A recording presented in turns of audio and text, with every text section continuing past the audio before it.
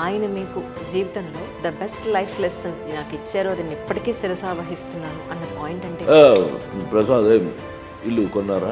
Ready ఒకసారి కప్పుకున్నా. నేను అప్పుడు హీరో అయిపోయా. ఇంకా లేదండి, నేను ఇంకా డబ్బింగ్లో అవి చెప్తాను. ఎందుకో తెలుసా, ప్రతి మనిషికి ఒక గుడిసె అనేది చాలా ఇంపార్టెంట్. ఎందుకంటే మనం తిన్నామో తినలేదో కాళ్ళు కడుపులో పెట్టుకుని మన ఇంట్లో మనం పడుకోవచ్చు. అవకాశం వచ్చిందా మీకు ఆయనతో పాటు యాక్ట్ చేసే అవకాశం ఎప్పుడన్నా? మీరు సరదాగా తీసుకోండి, అందరూ నవ్వకండి లేకపోతే తిట్టకండి నన్ను. అయ్యో, బాపు గారు చెప్పారు మీకు ఏదో మన సినిమాలో యాక్ట్ చేయలేము. నిజమే, మనం కలిసి నటించలేదు, చేద్దాం, తప్పకుండా చేద్దాం. టప్పున కాళ్ళు పట్టుకున్నా. శ్రీనాథ కవి సార్వభౌమ అని ఆయన నాతో జోక్ చూడండి. చూడు ప్రసాద్, మీరు పనిచేయండి, ఆ దమయంతిని ఎవరో ఒకళ్ళు మీరే తెచ్చుకోండి. You are most eligible person to say anything about NT Rama Rao గారు. ఆ పేరు వింటేనే నాకు ఒళ్ళు గగురు పొడుస్తుంది.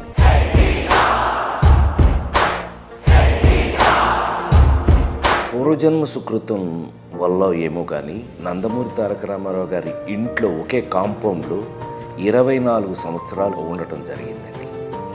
నందమూరి తారక రామారావు గారి అమ్మగారు వెంకటరామమ్మ గారు చేతిలో నేను తెల్లారుజామున 3-5కి పుట్టడం జరిగింది. తర్వాత ఎప్పుడు కలిసారు సార్ ఆయన? ఇంజనీరింగ్ అయిపోయింది, ఏం చేయాలో ఉద్యోగం లేదు, ఏం లేదు, రోడ్ల వెంబడి తిరుగుతున్నామండి. సాయంకాలం ఊపుకుంటూ ఇంట్లో కూర్చుని ఉంటే క్యారేజ్ రెడీ అవుతుంది ఇంటికాడ. ఇది ఎవరికన్నా అంటే పెద్ద ఆయన క్యారేజ్ తీసుకెళ్తున్నాం. పెద్ద ఆయన ఎవరా? పెద్ద ఆయన అయ్యి ఎన్టీ రామారావు.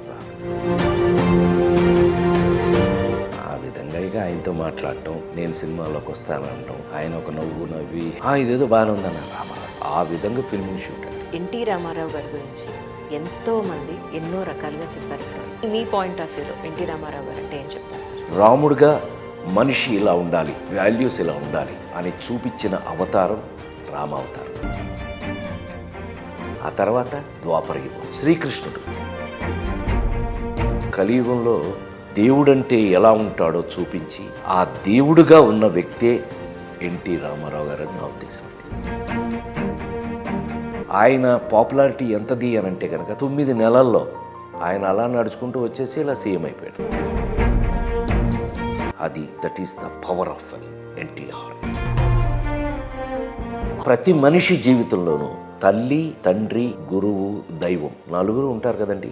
నా జీవితంలో గురువు, దైవం 2 ఎన్టీ రామారావు. నాకు ఊరికి సరదాగా చెప్తా, ఆయనతో నా పొజిషన్ ఎక్కడో తెలుసండి. ఇప్పుడంటే 130 రకాల కార్లు వచ్చినాయండి. అప్పుడు ఒక అంబాసిడరే, ఇటు డ్రైవర్ ఉంటాడు, అటు ఉంటుంది కదా కూర్చునేది, దాని మీద టవల్ వేసి ఉంటుంది. ఆయన అలా ఎక్కబోయి అనేవారు. ఎక్కడ నా పొజిషన్? డ్రైవర్కి ఆయనకి మధ్యలోనే. అమ్మ బాబోయ్, నేను చెప్పిన కబుర్లు మాత్రం ఆయనతో ఎవరో చెప్పు.